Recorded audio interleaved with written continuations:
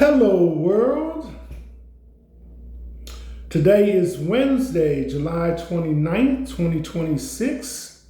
This is a sideshow. I'm Theodore Parker, coming to you from the East Coast of the United States, Lexington, Kentucky. Weather in this area has been kind of warm. We had a heat index yesterday that took us into the triple digits in this area.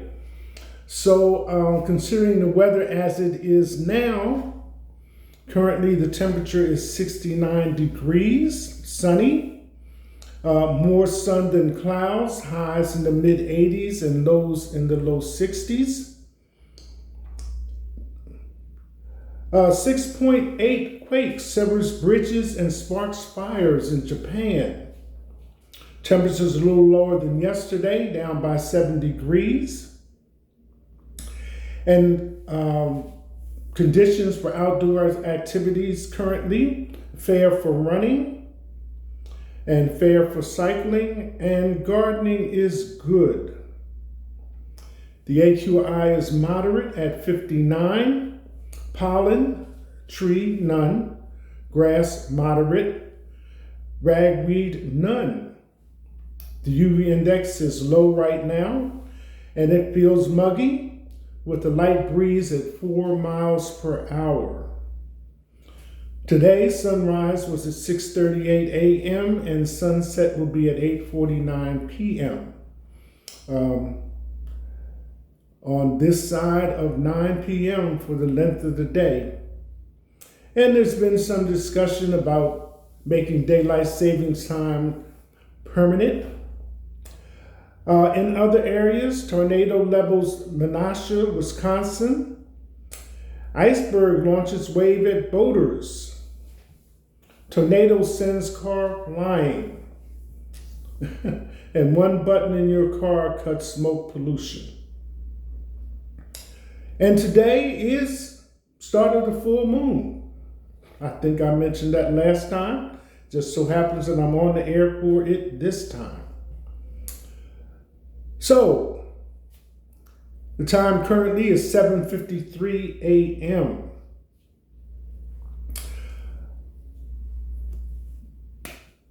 By way of explanation, I'm on here today. I said when I was here on Monday, that we kind of coast into the end of the month and find ourselves at the beginning of August next week. But Monday, somehow or another, I banged my knee on something, either I have an oak table with oak chairs, and I think I either hit my knee on the chair, pulling the chair out too quickly, or hit my knee on the leg of the table. Either way, come Tuesday, yesterday, I was in pain.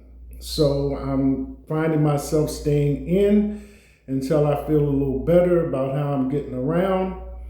I'm just not moving like I usually do. So here I am.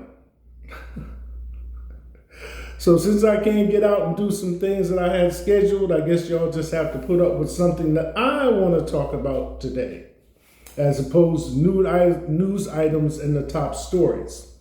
Prior to coming on the air, I was scrolling the Google app, and I think I started just a few minutes before 6 a.m., and I scrolled for an hour before I got to the end of all the stories that the Google News feed had on it.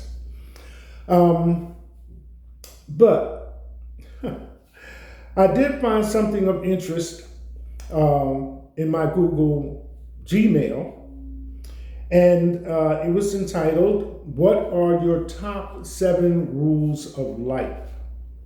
So I thought I would start out with that and share that with you. Everybody around the world can probably benefit from these items. It says 7, but it was actually 12. So start like this. What are your 12 rules of life? Number 1, be happy. No matter where or when, choose to be happy. Take everything with humor in your heart, regardless of what it is. I think Oprah Winfrey, when she was asked that question, she said, I don't know about happy, but I will say happier. And happy is one of those 7 emotions that we all, experience. So therefore, expect it to kind of come and go. Number 2, don't overthink things. Sit down, think about a possible solution, and if you cannot come up with one in 10 minutes, then just act on the first best thing. Acting beats thinking 9 out of 10 times. Number 3, act with your mouth shut. Instead of saying you're sorry, exclaiming your resolutions to the heavens and proclaiming everything you want to do, just do it. Don't tell the world what you will do, show it. Number 4, give it your all, always. There's nothing you gain by living small. Either you give it 100% or you might as well not do it and change. Respect your time enough to give every moment everything you have. Number 5, be honest, especially with yourself. And this is a big one. Lying serves no purpose other than getting you into a life of another person. Being honest sucks at times, sure, but it will always lead to a better life. 6, choose your path. This is your life, and at the end, it's you who has to come to terms with how you lived. Don't like what someone else is selling, then don't buy into it. Number 7, show massive responsibility. You said you wanted to do something, then do it. Words are meaningless unless they are followed by action. It's your life, which makes it your responsibility. No one else liable for the way you live your life but you. Number 8, be you. If you do not know what that means, figure it out. Number 9, drop the BS. You know what you are and are not doing. You know when you are lying to yourself, kidding yourself, and not doing what you set out to do. Cut out all the crap and focus on what matters. Number 10, never surrender on what truly matters to you. Whenever you do find something worth fighting for, fight for it with all you've got. Yes, you will fall. Yes, you will fail. Stand back up. The fight is only over when you stay on the ground. Number 11, never stop improving. That's the saying, improvement is the biggest room in the house. When you stop improving yourself, you will fall below your potential and receive a life less than what you are capable of having.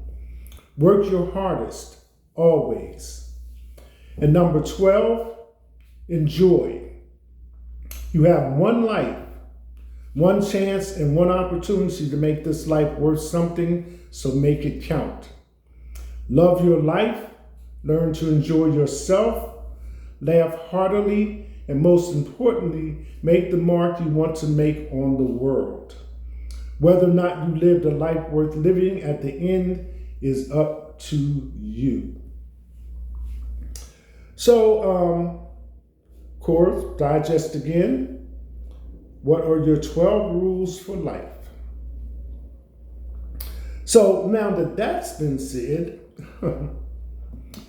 as I scrolled through Google, excuse me, there were several articles at the beginning, and they didn't transfer to my saved or history section, so I can't just give them to you like I saw them. But mostly, there were several articles that had to do with the martial arts. It must be that time of year. I know karate is having their World Games. There was one article about an Asian woman wins championship gold at Wushu Games at age 51 years. Pan American tournament is scheduled for October. of this year. Last year, when this came up, I was talking about Tayari Cassell and Dennis Brown being two people that I met years ago at their Shaolin Wushu school in Maryland. And whether it's, China over here on this side of the map, or South America with Brazilian jiu-jitsu, or even martial arts that come from Africa. And wherever you are in the States, whether it's on the East Coast and you're in the Washington, D.C. area, DMV, or in California, Southern California, San Diego, and even in Texas, there's probably got to be some kind of, and don't forget Las Vegas, some kind of martial arts school near you. As far as where martial arts fits in, it's part of the health and fitness industry. And whether it's Pilates or going to Planet Fitness or some other activity, some are considered to be high impact, some are considered to be low impact. In the fitness industry, martial arts is described this way. Martial arts fits into the fitness industry as a high-intensity, full-body workout. Gyms and studios offer it for weight loss, strength, and stress relief without traditional combat. It bridges physical conditioning with functional self-defense skills. As a business model, dedicated gyms, standalone dojos or academies focus purely on disciplines like Brazilian Jiu-Jitsu, Muay Thai, or boxing. Group fitness classes. Commercial health clubs offer cardio, kickboxing, and non-contact martial arts fitness classes. Hybrid studios. Facilities mix martial arts with strength equipment, yoga, or personal training. Popular fitness formats. Cardio kickboxing, aerobic classes using punches and kicks for calorie burn.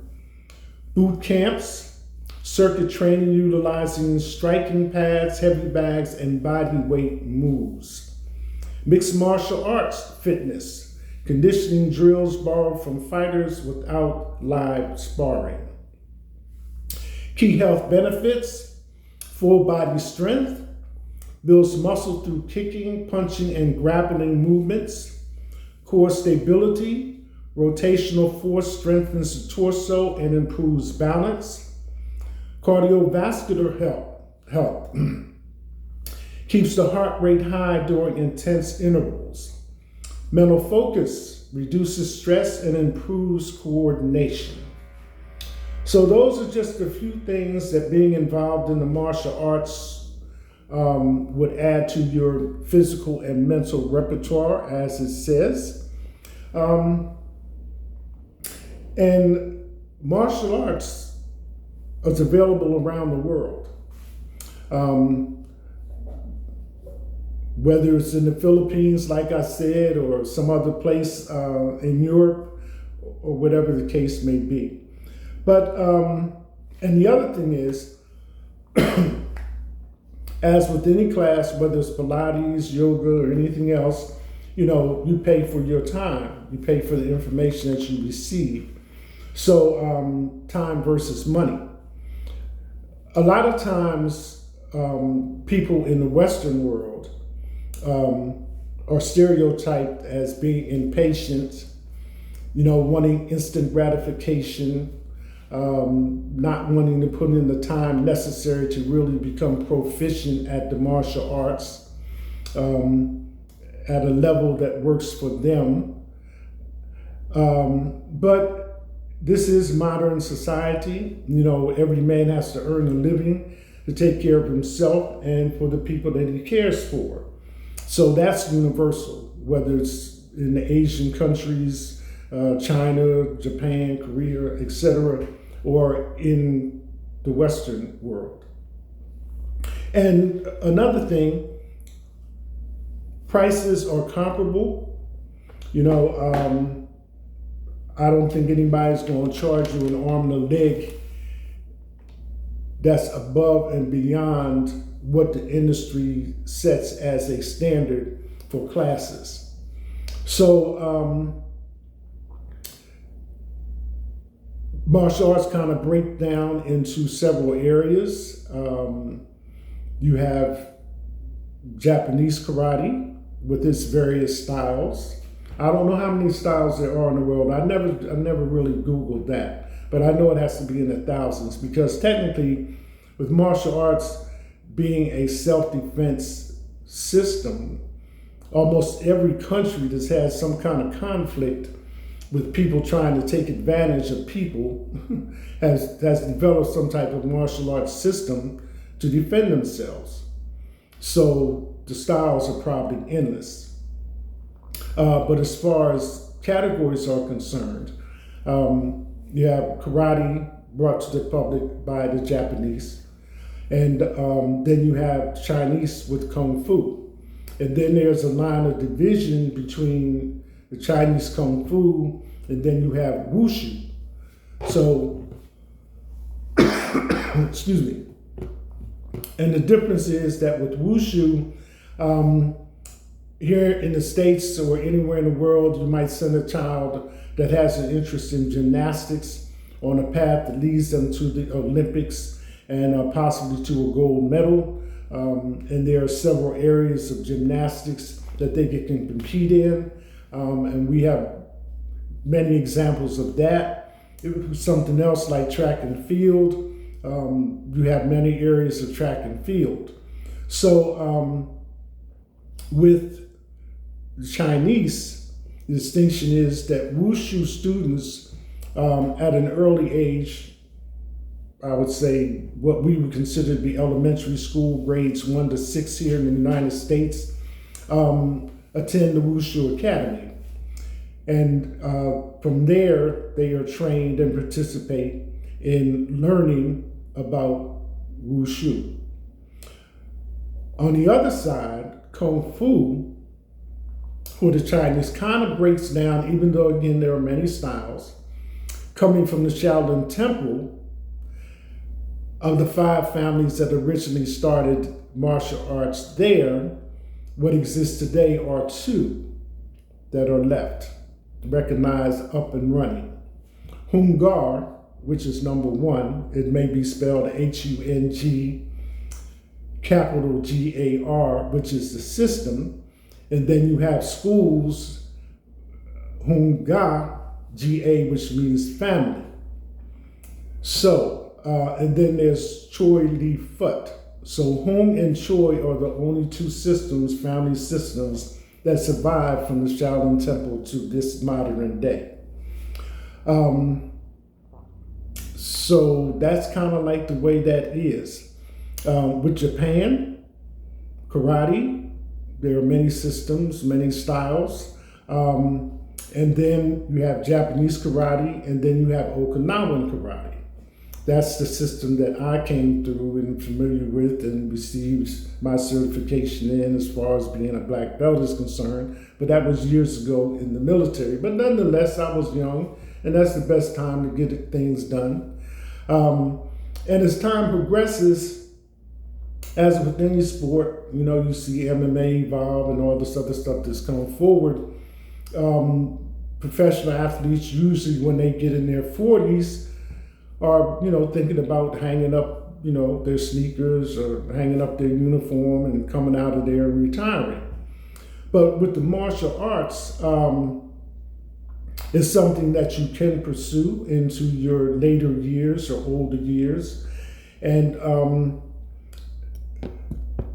still be active. Excuse me, tickling in my throat.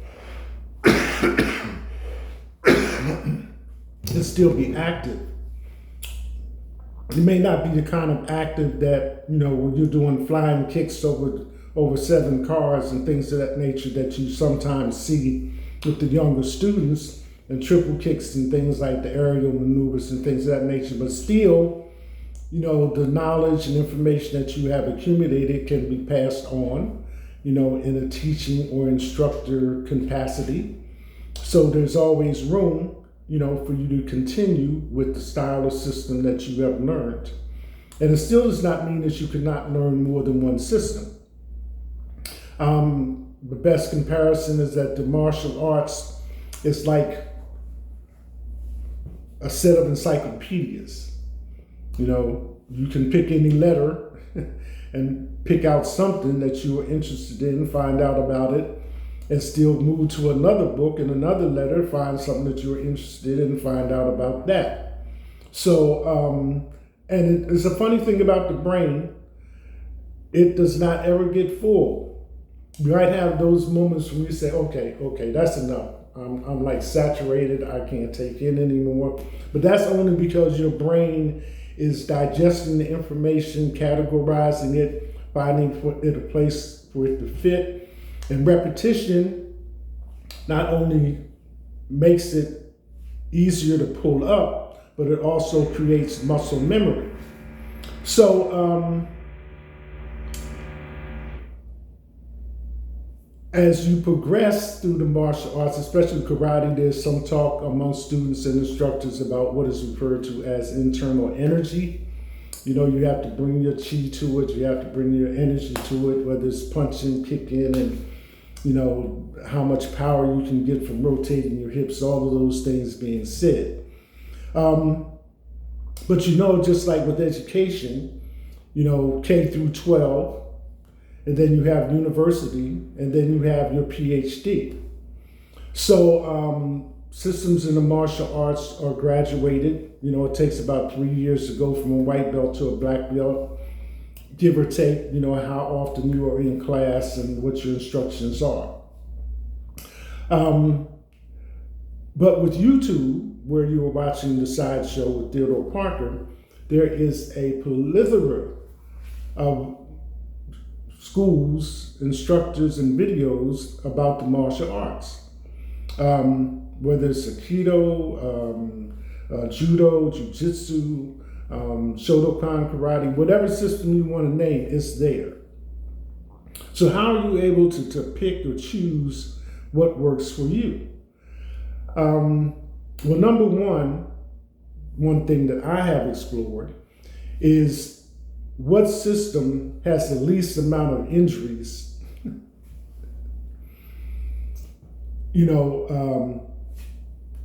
Percentage, okay? And this is why I didn't bring Korean karate into it, aka Taekwondo, because Taekwondo is karate, but it doesn't fit into the normal concept of what you might say self-defense. Korean Taekwondo is considered to be sport karate. And the goal of their system is to bring people to the Olympics for competition. And that's where they participate at. So they've had, on last games, they had over 100 people that came in and prepared. And the same way with anybody else that's participating in the Olympics, there's, certain, tournaments you have to be at, certain places you have to be to accumulate enough points, to be qualified to try out for the Olympics, et cetera, et cetera. So Korean karate, Taekwondo is a different entity than Japanese karate or Kung Fu. So speaking about self-defense, right quick. In the basic sense, it's just like a child comes in from playing outside and they got tears on their eyes, tears running down their face, and they say, well, little Johnny pushed me, or, somebody hit me or whatever, and the parent says, well, go back and hit him back. Go hit him back, right? Simple enough.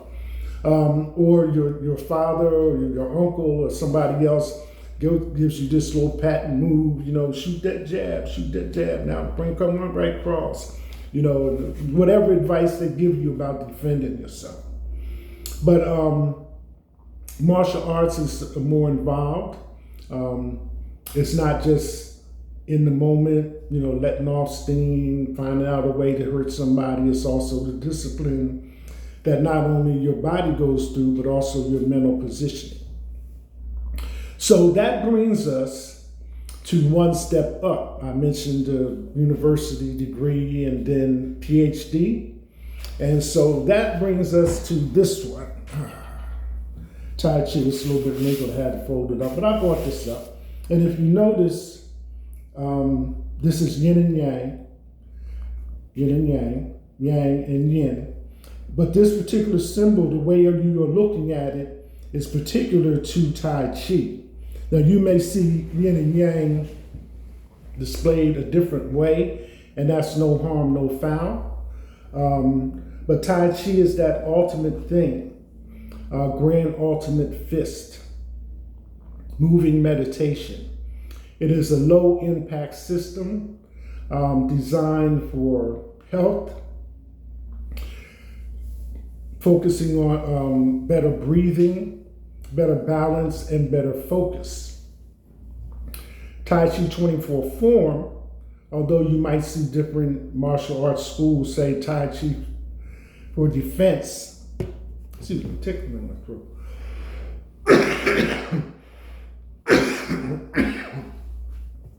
Tai Chi for defense, they are showing different techniques from the form. But the form itself, Tai Chi 24, meaning 24 movements, is for health. Anybody can do it. If you're old enough to stand up and walk, then you can do it. And if you're old and can still walk, you can do it. The whole form takes about 6 minutes or less. But it's the idea of learning, the movements and then making it a part of your lifestyle. The benefits kick in immediately,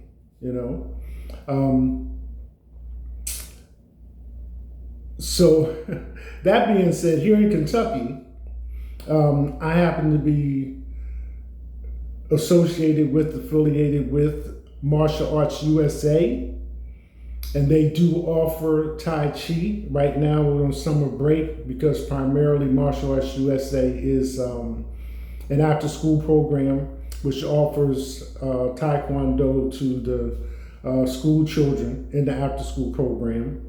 And they are not currently offering adult classes in Taekwondo, but there is an adult class available for Tai Chi. So that's where I come in at. And like I said, right now we're on break. That class will resume in September. As far as information I have available at this time, prices are comparable again by the month. And I recommend it for anybody, It's Thursday evening, once a week. And anybody in your area, since I'm speaking to worldwide, that's offering Tai Chi with the form included, then I would definitely take advantage of it. So like I said, it's low intensity. You don't have to worry about being thrown across the room or flipped over somebody's shoulder or anything like that. The movements are purposely slow and easy. Again, you see an improvement in your breathing, in your balance, and in your focus, which has to do with your brain. So, Tai Chi for health. Well, you caught me on a day when I had to be home, so that's what I wanted to talk about. And like I say again, YouTube is full of videos and full of people demonstrating self-defense techniques. No harm, no foul in that. It's up to you what you want to choose and do and accept. But just be aware that you don't have to be hurt to learn. Put it to you that way. This is Wednesday, July 29th, full moon included, 2026. This is a sideshow. I'm Theodore Parker. That's it. #. Tai Chi.